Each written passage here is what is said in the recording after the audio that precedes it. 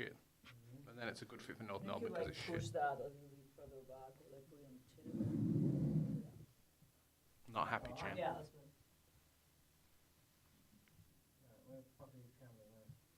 Where are the cameras? Are we live?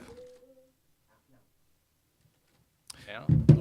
Hey guys, welcome to Fancast. It is a live stream. Yes, it is. And we are going over everything finals football from week one. It's your boy Joe back from the States. I hope you haven't missed me too much. My accent is still the same as ever. Don't you worry about that. I'm not going to let those Yanks transform me into something I'm not meant to be. Jez, how's it going? Mate, you're only gone for 2 weeks.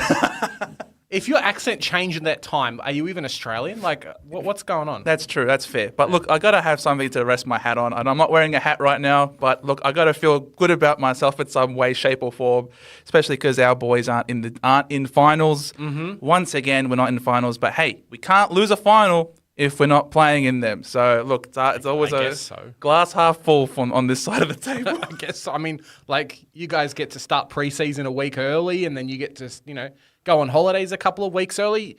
You don't miss out on going away and watching the final series because you weren't in the final series. So, I mean, it's pretty good, right? Yeah, no, can't complain. But we can. That just means that we can watch each of these games.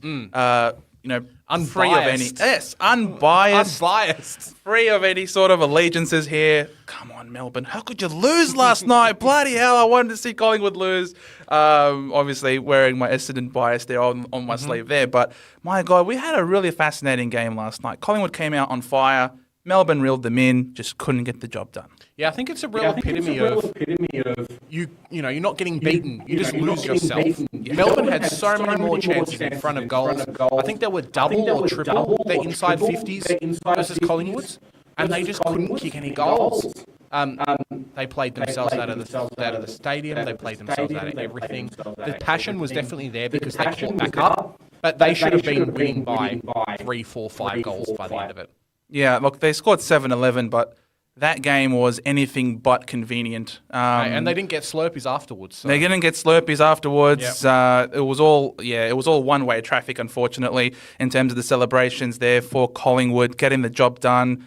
A lot of their damage was done early in the game. And look, they certainly left a few points out there. If they had kicked straight themselves in the first quarter, it could have even made an even much more difficult task for Melbourne. But look, bad kicking is bad football. And I wouldn't be too despondent, though, if I was a Melbourne supporter, because there's definitely upside still to come.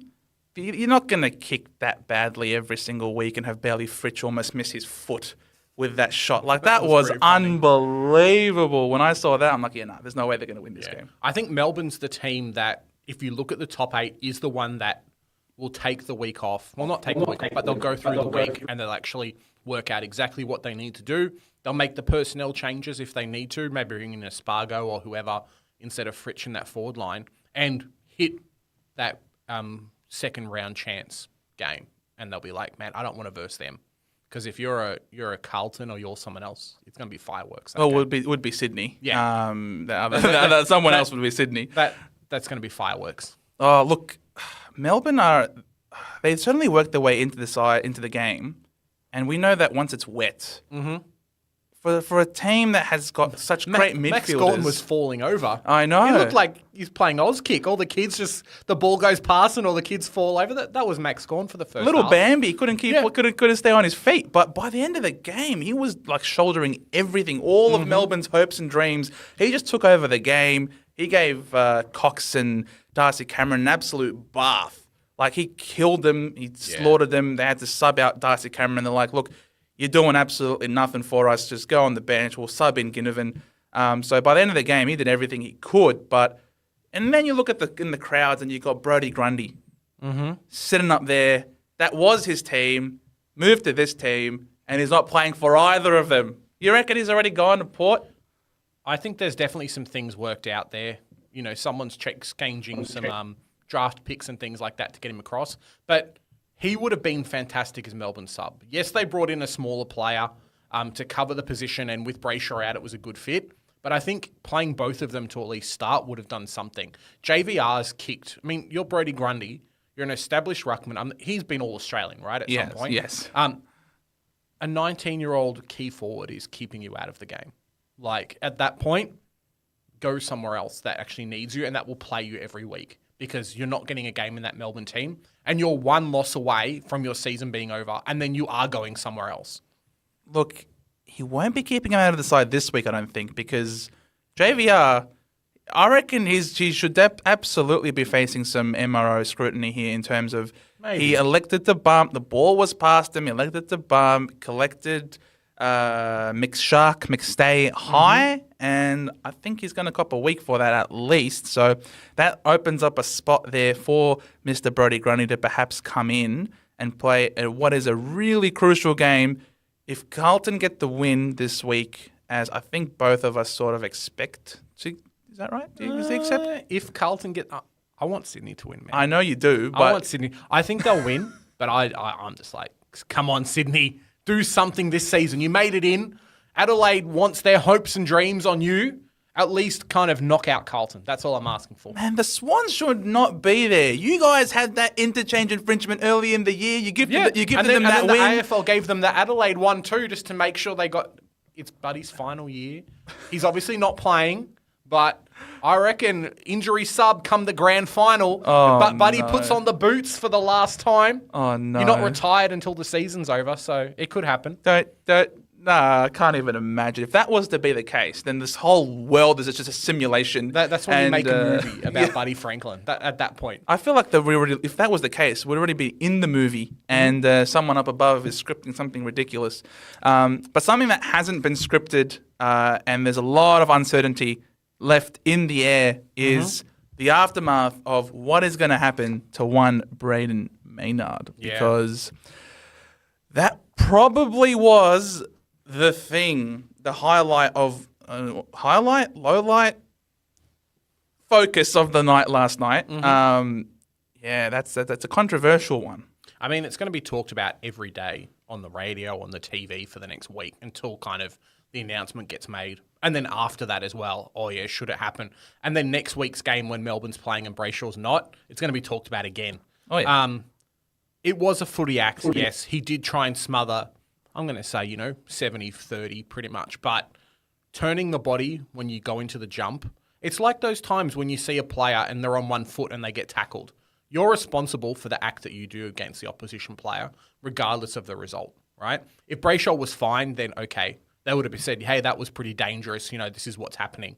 But because of the effect, the concussion happened, I think if you go out there, regardless of if you meant to or not, if you bump an opposition player, you're going to get suspended because they get concussed and they can't play the week after. Yeah, look, I'm seeing a lot of people out there saying, he's already midair, he's already committed. What can he possibly do? He can't just simply disappear or do something. But I'm like, yeah, but he didn't have to brace himself that way. And he obviously did. He jumped up. He was like this. He jumped up.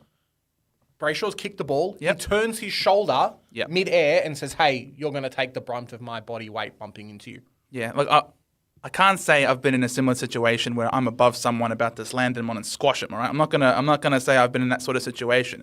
But if someone is like a child, for example, is walking behind me and they're really close and I'm like, I stick my hands out to sort of make sure that there's a bit of separation between us. Yeah. I'm not looking to brace myself.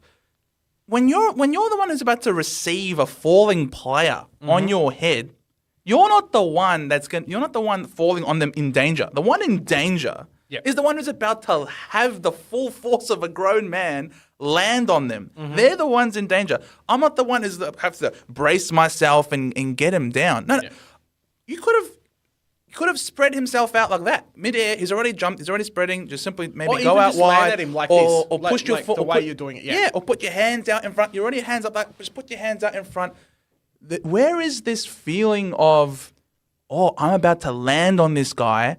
I could seriously hurt him. He just went, no, I'm going to put my hand up and I'm going to, like that was the dumbest thing Maynard could have done in that position. I think as well, it's not like it's a player that hasn't had the controversy before. It's always Maynard. Every time something like this happens, you look at Collingwood, Maynard's done it. Maynard or Murphy. Murphy's the one getting punched. Maynard's the one that's punching people. Yes. It's just his nature. We've heard about competitive beast and how he has it on his shirt and everything like that. That's fine. Yeah. But we're going into the part of the game where you have to have a duty of care for your opposition. Yeah. You don't just walk out on the field and punch people. Yeah. And you don't just blatantly do things. Yes, he obviously didn't mean to knock the player out, but that's the result. I don't think anyone in this league is willingly intending to knock someone out. No one in this league. We have a great game. We have great players. We have great personalities. And a lot of what we see, even the on-field feuds that we might have and things are personal and things like that, it tends to stay on the field. It never boils and crosses a line, especially in this modern era. I don't want to hear he didn't mean to knock him out. That's the case for everyone. Yeah. That's not an excuse. It's not the 1980s. People aren't sniping other players. I mean, Correct. maybe, but people aren't really going and sniping at other players anymore. They're not. So the question becomes, is this reckless? Was this careless? He definitely was. Yeah. What started off as a footy act very quickly became something careless. Didn't do all that he could. Knowing that he is about to hit someone who is open, having just kicked the ball in Brayshaw, completely prioritized himself over the other player. The other player was in a vulnerable position and took a full brunt, and he had to be stretched off. That is severe impact. What did it for me as well was the Collingwood chance as he was being stretched off. As Brayshaw was lying on the ground. I don't hate fan bases. This is not the type of person that I am, but it kind of shows what it's like. Hey, your player's gone and done that. Yeah, let's rub it in your face. We're going to support our player. It's like, mate, the guy could potentially be out for 3 or 4 weeks. We've seen Brad Shepherd now coming out in the media and saying, hey, he can't even hold a job anymore. He can't sit down and be in front of a computer. Like, if that happens to Brayshaw and the fans are there, do they even care? That was not great. I got to admit that it wasn't a classy act by the Collingwood cheer squad. I understand that you guys want to stand in solidarity with your player, and there was some remonstration on the field from the Melbourne players coming in and getting into Maynard's face and things like that, and you're trying to back your player in, but in a situation where you got someone who's been knocked out and has to be stretchered off, I think the classy thing would have been was to just simply applaud him as he was coming off. No need to swear any sort of allegiances in that sort of situation. Someone's health was in big danger. Yeah. To be in that sort of situation, and we're all just simply going tribalism and just chanting Collingwood. Like, I get it, you're a Collingwood supporter, but like at the end of the day, we got to remember that there's more important things in life than just football, and someone's life was for a moment in danger. So. Yeah. We lost a bit of humanity in that moment there, but hopefully we can see a different side to the game. As we saw, there was definitely what started off as really excited. They thought they had the game sewn, but Melbourne, to their credit, continued to fight on, and I think Collingwood were really sweating bullets by the end of the game. Yeah, especially kind of that after half time, because I know Collingwood had that lead going into half time. And then slowly, that third quarter came along. Yeah. Melbourne started kicking more goals, and the pressure was really there. I know I posted online, was like, hey, Melbourne are actually in the fight, because it looked like they weren't. It looked like Brayshaw had happened, the immense pressure from Collingwood. Like I say, if Melbourne could kick straight, they would have won pretty easily this game. They had a few out on the falls as well. And just silly decisions like guys not taking the set shot, going for the sneaky kicks, and even towards the end when it was like a goal and a half. I think Fritsch kicked some little bouncer. Yeah. Like, mate, just kick it properly. Like, the game's on the line. If that goes out and you've had the game that you've had, to choose to do that kick instead of actually kicking the goal properly, it's a rough one. I mean, they kept Collingwood goalless. They couldn't get the ball outside of halfway. Yep. They only kicked the 2 behinds in that last quarter, Collingwood, and they tend to be one of the best teams at running games out. Bobby Hill, Elliott, and then Ginnivan comes on as well. Mate, have you seen a better, quicker forward line that actually tackles?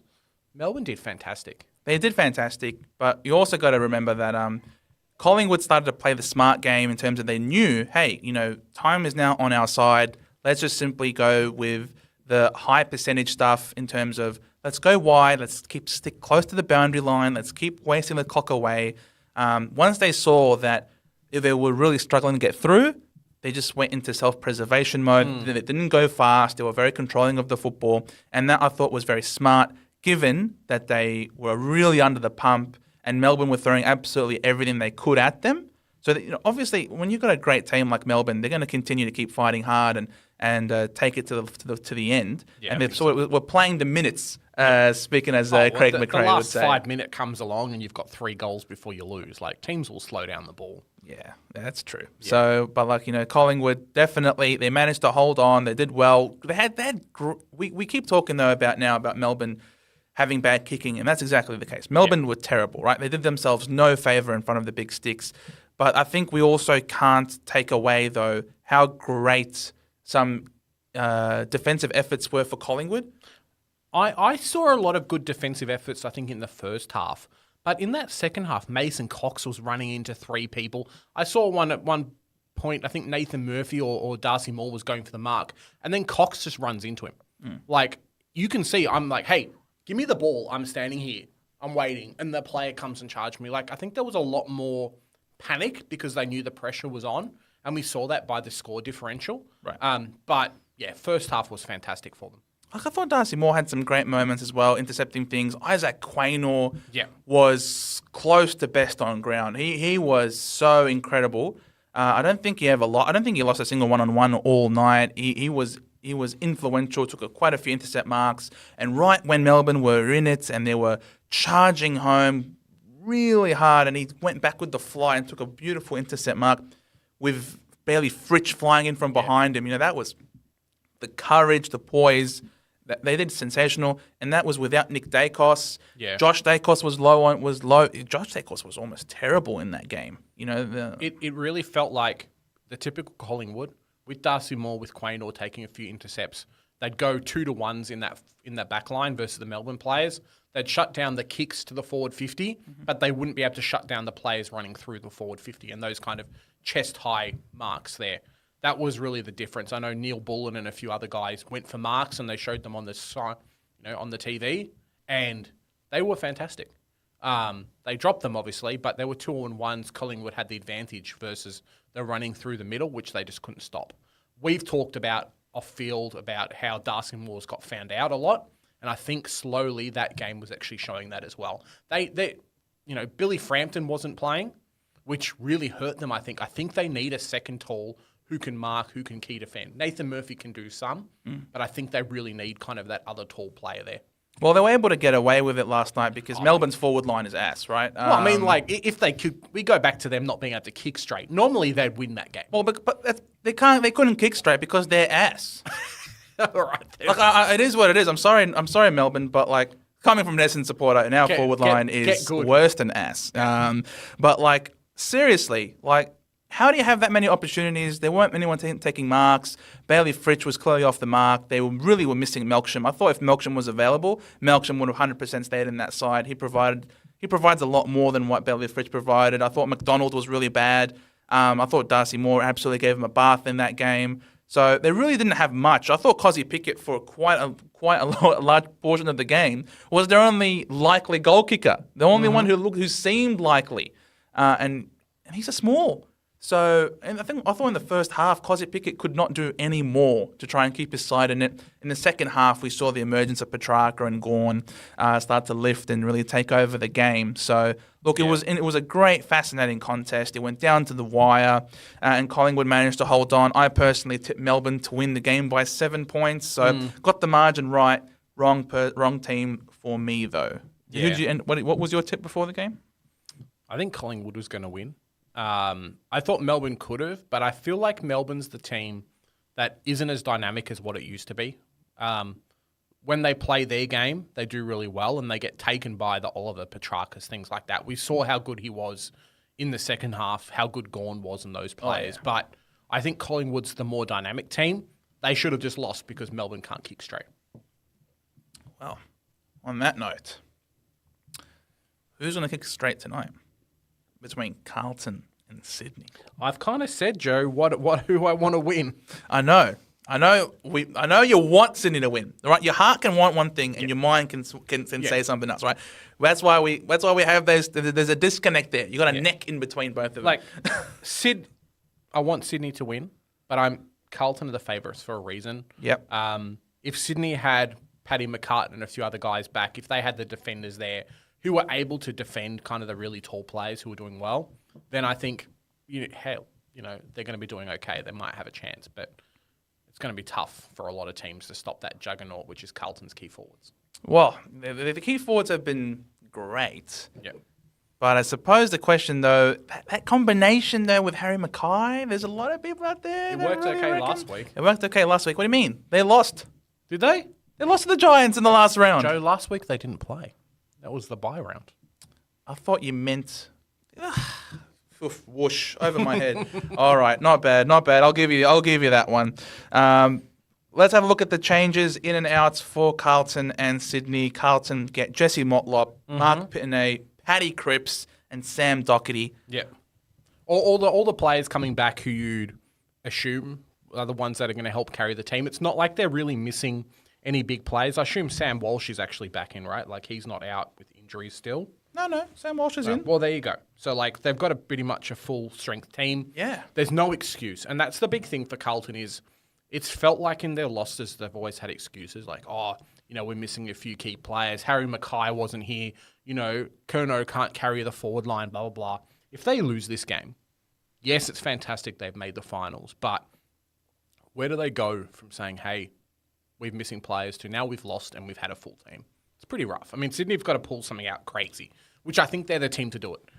They'll be carried by their young players, which have happened all year. Yep. They've carried them to the finals, and they'll carry them through this game. Look, last time they played, they didn't have Mills, and Mills is a heart and soul player. Oh, such a good player for them. He's 4 touches in a game, blah, blah, blah, like he normally gets. He's a heart and soul player for him. He can play a defensive such a good role. player. He can play a defensive role on one of their players in the midfield. Who knows? Justin McInerney's in, Lewis Milliken's in, and Tom Papley is in. Yeah. I find it quite funny that 2 soon-to-be North Melbourne players have actually been dropped from this game in Zach Fisher and Dylan Stevens. Like, hey, you've told the coach you want to go and hey, you're not playing this week, so see you later. And then if you lose this week as well, bang, it's even quicker. Off to Arden Street we go. It's pretty good. It's the tools that are really going to stop Sydney's progress through the finals. It's something they've had trouble with the whole time, but it is that forward pressure. They just get the ball off the back line, bang, bang, bang. The transition's crazy for them. The wingers are really, really quick. Warner's your Goulden. Goulden, what, all-Australian winger now? So, mate, he's like, I've got the... He's a freak. Yeah, he's a really good player. I love Errol Goulden. He's so good.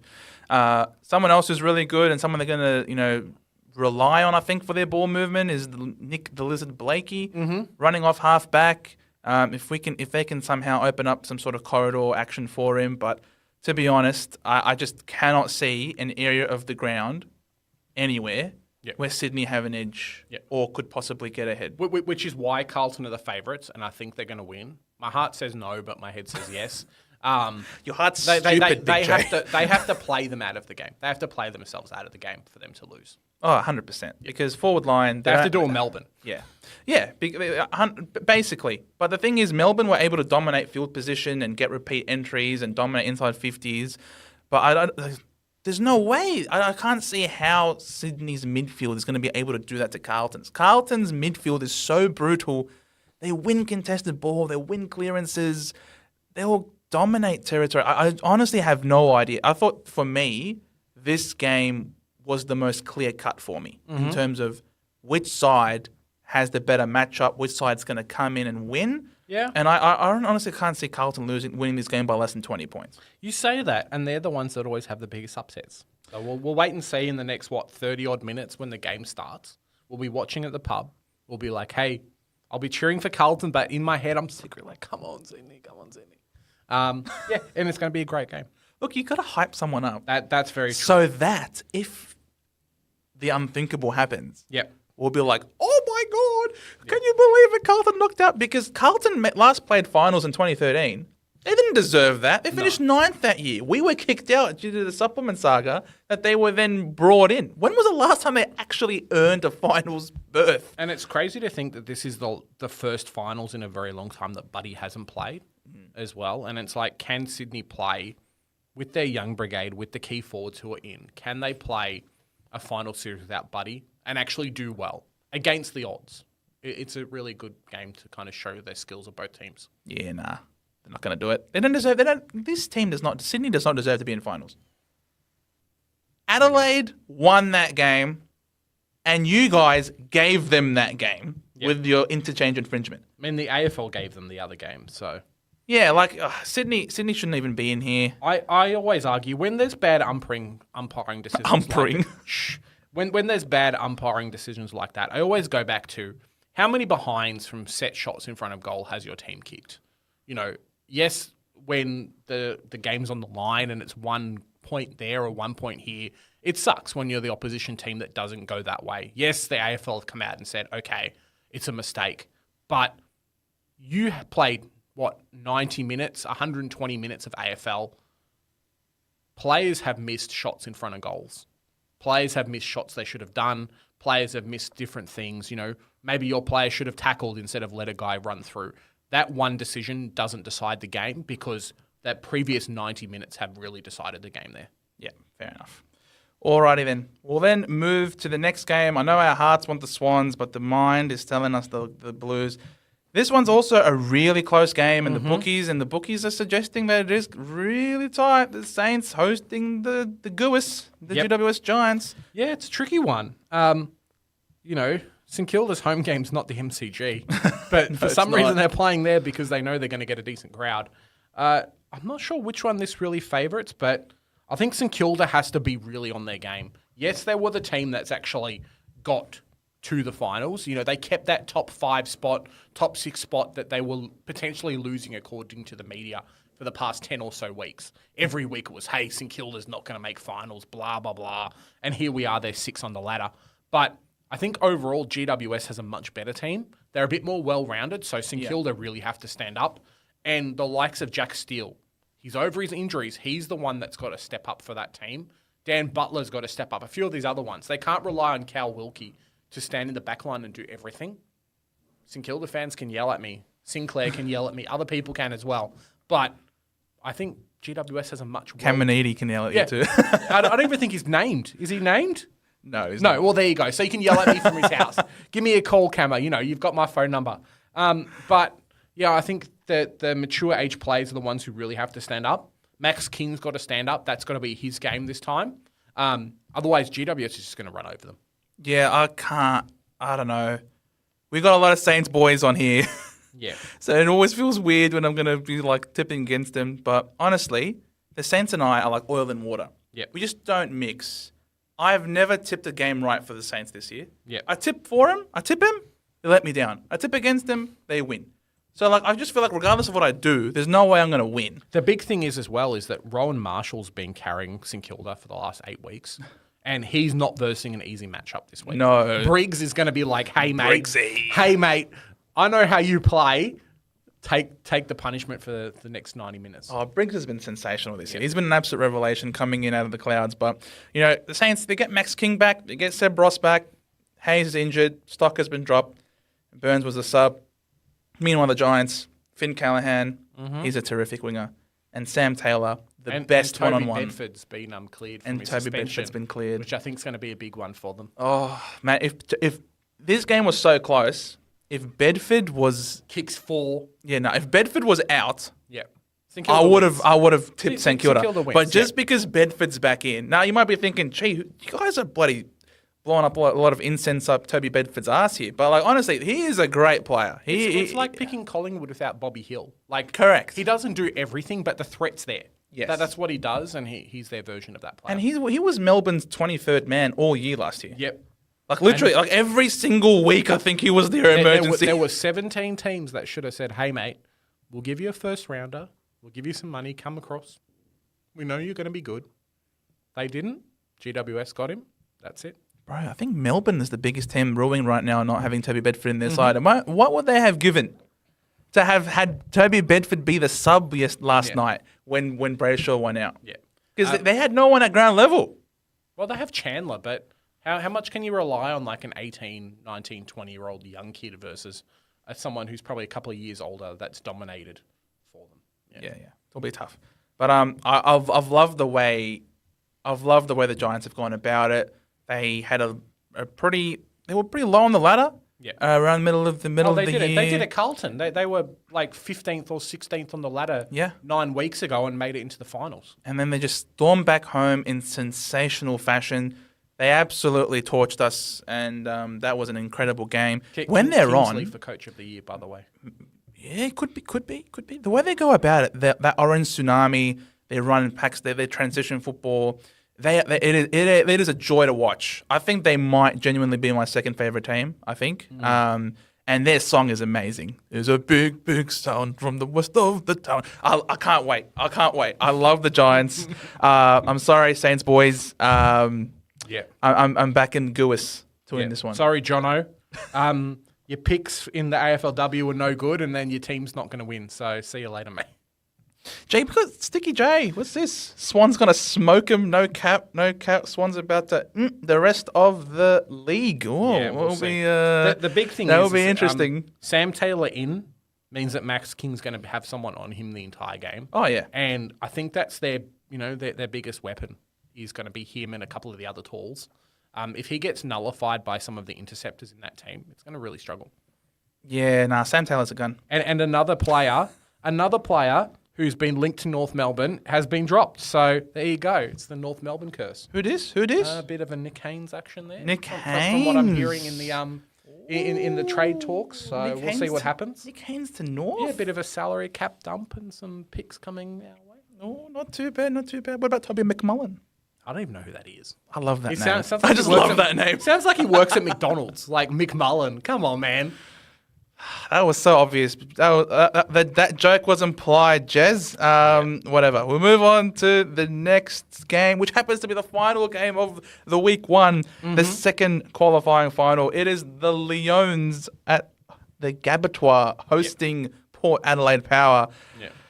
Mate, they got Lincoln McCarthy back. That's a big in. I don't think it matters. I think neutral venue, Port Adelaide's got him. Right. But no one's beating Brisbane at the Gabba. How many games have they lost at the Gabba this year? Not many. None, I think. Not many. They're too good at the Gabba. They know I don't even care they know the ground. The fans at that game are going to flip their shit, and they're going to win. As good as Port Adelaide are, as good as the matchups might be, I do not see the Lions losing a game at the Gabba. They torched Collingwood there. They torched Melbourne so hard they set their lights on fire. Yeah. And they had the blackout. Yeah. That's how bad they You know what they smashed did? the They Lions. gave them a rest for like half an hour, Yeah. and then they still won. Yeah. It was insane. They're too good. Ins and outs don't matter. Brisbane are too good at home. I don't know if they get a home final in like 2 weeks. They do. If they win. So potentially Brisbane, 2 home finals, they make the grand final. Jeez. How crazy is that? There you go. You've heard it here, guys. Brisbane are in the grand final. It's a wrap. It's If a they wrap. play at home, they're going to win. That's how it works. Unfortunately, the grand final is not played at Gabba. Hey, it was 2 years ago. And they still couldn't get the job done. What does that have to say? What does that have to say? No Dunkley. That's true. No Dunkley. So, look, Port Adelaide get Scott Lysette, Todd Marshall, Doesn't matter. Trent Scott McKenzie. sets out at the end of the year. Haven't you heard? Like, he's getting shopped around. They're getting Grundy in. Lysette's like, psh, I don't care about this team anymore. Scott Lysette. Yeah, there you go. No, sorry, Scotty. You're a good player. Not really. We won a premiership, right? Scott, like, he won with West Coast. Yes. Yeah, so he's fine. He's like Ben Brown, had one good season at Melbourne and then hasn't played since then. He was MVP. That's what Scott Lysette's like. It was so the MVP it doesn't for him. matter. Meanwhile, though, Travis Boak has been dropped. Yeah, there you go. That's how good Port Adelaide is. Tom Jonas, their captain's been dropped as well. He was injured. Doesn't matter, he's still dropped. Look, mate, Travis Boak has literally been omitted. Now, when was the last time you've seen a Port Adelaide played side? for Collingwood, he'd be like, no, I'm getting on the field. Give me the injections, coach, I'm in. Like, Scott Penderbury wouldn't miss a qualifying final. So, Tom Jonas, lift up your game, mate. He wasn't even best 22 Play on this. crutches, mate. I don't care. He's not best 22. Doesn't matter. That's why he was stuck in the sand for all year. Just no good. Yeah, I don't know. Look, I have a lot of respect for Port Adelaide and the way they go about it. They've got some tough nuts in there. Yeah. They've won some crucial games in the wet. I won't forget the way they managed to clinch out that game against the Melbourne Demons in a really high pressure situation. But that was at home. So this is now at the Gabba. I have a question for you, right? Yes. If for some crazy reason, Port Adelaide win. Wow. Do they become finals favourites because they've beaten Brisbane at home? Oh, For the season, they're a they've bit had- inconsistent, though, aren't they? Yeah, but they've just like jumped over the hill. Or are they going to do like a Sydney and have their grand final the week before and then just get slaughtered the next week? Yo, if they beat Brisbane, and In they Brisbane. and they host then Yeah. a prelim at Adelaide. Yeah, that's grand final. Damn. That's grand final right there. It's not Melbourne in Melbourne. Port Adelaide don't lose at home too. Koshi's not letting them lose. Gosh, he's gonna start sending all the money. the Koshi's cash going to cow. have that. He's going to have that mid-time speech, mate. He's coming in at halftime, be like, "Hey, we're going to win. You guys aren't getting those cars. And I'm not sure Koshi's the one that's gonna be. no sunrise deals for you guys. Like, Oh, mate. you lose everything. It's all right. They leave all the sunrise deals for our Saints TV boys, Yep, there you go. who have been absolutely killing it. Damo, how's it going, man? Thanks for coming on. Boke has been the sub like the last 3 games. Yeah, well, I've been overseas, Damo. So thank you for filling me in there. He didn't fix me. He didn't correct me or anything.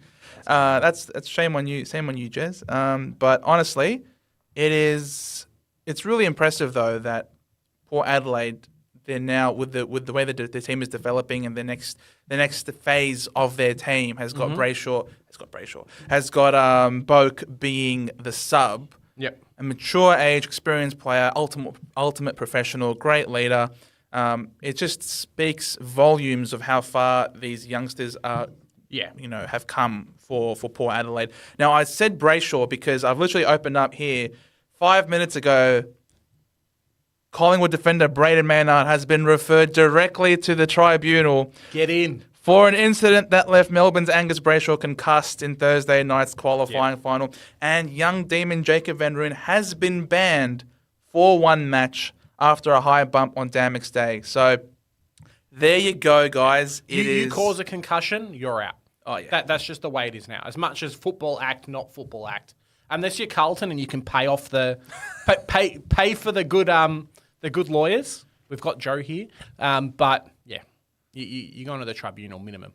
Man, Dan McStay was not concussed. He passed the concussion protocols, but so you can see that the AFL is doing what it can to sort of move away from just having be the result, be the be all and end all. Definitely want to look at the lead up to it, and that's correct. That's what it should be. It should not entirely rest on the outcome like they have been criticised for many years. There you go. So Van Rooyen out leaves the door ajar for a forward. Yeah, Does that scream Brodie Grundy to you? potentially he could come back, be like, "Hey, I want some extra dollars on my contract. Here we go." Can you imagine that? Like Brodie Grundy coming in next week playing. And he dominates. Dominates Dominates. right after meeting up with Port Adelaide. Well, they obviously play. Do they play Carlton St Kilda? Sorry, Carlton Sydney, or do they play St Kilda Giants? Which winner? Melbourne play against Carlton Sydney. So Sydney is probably the best matchup for them. Because Of course. because they'll dominate like the ruck situation. and Oh, things I'm like sure. that. I'm sure all of the teams in the 8 would love for Carlton to lose. Yeah. Because because you look at Carlton's run home now before they got here, they've beaten a lot of the top 8 teams. Yeah. You know what I mean? They beat Collingwood. I just they mean beat Port. I just mean which one's going to be best for Brodie Grundy to play against. If he comes in next week, is he better playing Carlton or Sydney? Oh, it's definitely being Sydney. Yeah. Tom Hickey, see you later. I mean, Hickey He could be playing the club that takes him in the trade period. If he plays Sydney, Audition. Yeah, it works for every player against North Melbourne. I swear, any player we take in the trade period is the guy that has had a shitty season, has come in versus us and had like 30 touches. Is that what Nick Haynes did to you? Is that why you Oh, guys are mate. picking him up? He probably kept Larky to 1 goal at some point in the last 3 years, and then he's been on our radar ever since. Jared Polek, the same thing happened. I think Griffin Logue and a few other guys. So, yeah, you play well against North, you get picked up. That might happen for Sydney too. What if Grundy, Melbourne have lost, Sydney win, next week Grundy kicks Sydney out of the finals? He's not going to Sydney. He's not going to go to Sydney. He's on the books. It's Port Adelaide, Sydney, and someone else. Does he end up? But who do they play? Do they then play Port Adelaide in prelim? I think so.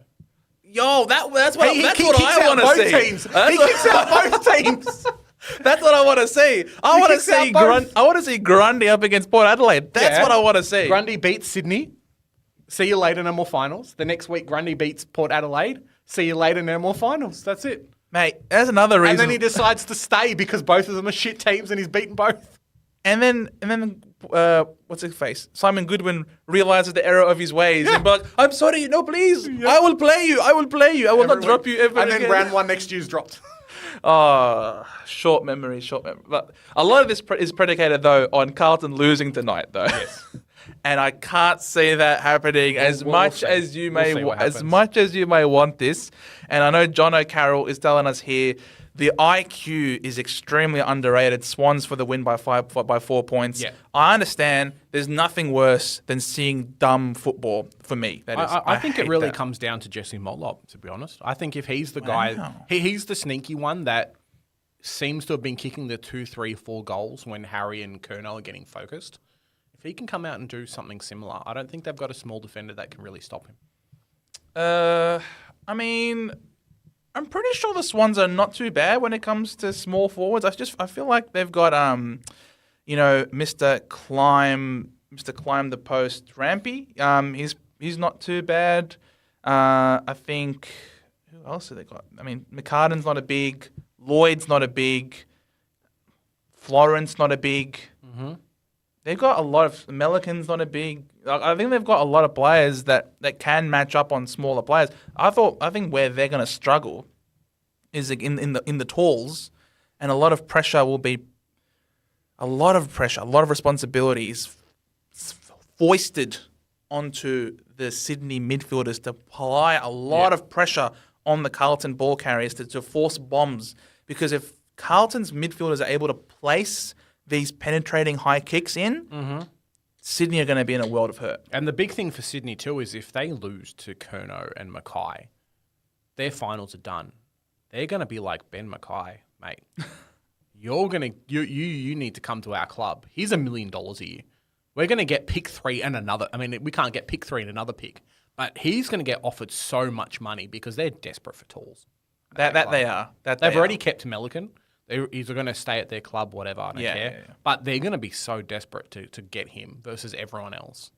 That's true. Because they just got demolished by tall players. Like, the rest of their team's fantastic. They don't have tall defenders. They're going to be like, hey, mate, come for the monies. We're saying that now, and then you imagine the Swans come out and win the game, and they keep Charlie Curnow. I'm happy. And then you're happy about this. They'll still get Ben Mackay, though. They might. I think they Damo, will. Jesse Motlop is the sub. He'll need to come on early to get a bag. Yeah. It That's all fine. it all rests on Motlop, he says. That's fine. The sub. That's fine. So if it all rests on him, then Sydney wins. So that's all right. You want anything to possibly go to end up with My the Carlton heart loss. says Sydney wins. My head says It says Carlton. I said this before. My mind is telling me no. But my body is telling me yes. Yes, I'm glad you finished that off for me. I didn't want to go all that way. All right, cool. Massive game, really exciting. It's in half an hour time. We're going to be watching this game. Anything else that you want to talk about with this final series? No, we got any questions from the fans before we head off? You should have checked it out before asking that question. I'm just asking. Why No questions thus far. That's Anyone all right. want to ask any questions? Yeah. Jono, I'm not happy. Ella Friend, mate, she's got kicked out of my. Hope you watch my team review. You got blasted. I'm gonna blast you again, mate. I'm sorry. Oh no, Jono. Watch it. out, mate. I know you probably know her like in real life, and someone's picked her because She's no his one else. friend. I'm that 1%. You know when you look on Supercoach and it says like less than 1% owned. Yes. that's me because I'm the only one that picked her. Me and Jono, just because we know the person. But yeah, Nick Minute, Jono hasn't actually selected her. yeah, exactly right. He just sabotaged sucked you. in Big J. You should have kept her for 3 more weeks. She would have been cheap. Yeah, you know. absolutely. Yeah. I mean, if we do this game, so Collingwood are through to a prelim. Yep. Melbourne will play the winner of Carlton and Sydney, and then the winner of Brisbane and Port obviously go to a prelim. The loser of that has to play against the winner of. I think that's the weaker game. Whoever like beats St Kilda GWS, I think that's the weaker of the 2 games next week. Because I think Carlton or Sydney versus Melbourne is going to be a tough game. I think those two teams, obviously they're 6 and 7, but I think those two are going to be the weaker matchup. Because Brisbane beats both of those, Port Adelaide beats both of those. So The Giants, yeah, good. yeah. If it's Port versus Giants at Adelaide Oval, I Port wouldn't. Adelaide are hard to beat. I would. Yeah, they're hard to beat. At But home? if there's a bottom 4 team Nah, to go over there to Adelaide Oval and beat them, it's the Giants. maybe. I You love reckon the there's a Giants. big sound in the west Oh, side mate, of town? there's a big sound, man. I Oh, remember like 3 years ago when they made the grand final. That was the best month. it was the best. All the memes. They just came out of nowhere. I remember Bart Simpson with like the megaphone Correct. memes. It's like, mate, that was the greatest thing ever. And then they lost by so much. It was so sad. Because they had their grand final the week before. When they managed same to thing hold happened to on and Sydney. when they managed to hold on and beat Collingwood, Yeah. with all those injuries at the MCG, Yeah. oh, I was crying with happiness. West side of town. And then I was the crying. game was over in the first quarter. Yeah, it's true. Legit. It was legit. It was so sad. And was that the game that Geelong was playing them, right? And Gary Ablett like got injured and then came back on because he wanted to finish out the game? Yeah. Yeah. And with that, ladies and gentlemen, boys and girls, children of all ages, thank you so much for joining us. It has been a wonderful live stream leading up to the game. We spoke all things finals football this week. We hope you enjoyed it. Yeah, a bit of the spur of the moment thing, but thanks for the people that jumped on. Really appreciate it. It's you, the fans, that have carried us throughout the year. Yes, it might only be a few people, but we know who you are. We know you by name. We know what team you go for. Thanks for joining us in this journey this year. We know you by address as well, so be careful. Make Yeah. sure you are Watch very out, good. Jono. Make sure you're very nice to us and subscribe and share. And- Yes. Fan cams on Sunday after all the games. You can tell us how much you wanted Carlton to win when they lose this week. And you can tell us just how wrong we were. Yeah, exactly. And with that, guys, we'll see you in the next one. Bye for now. Catch you guys.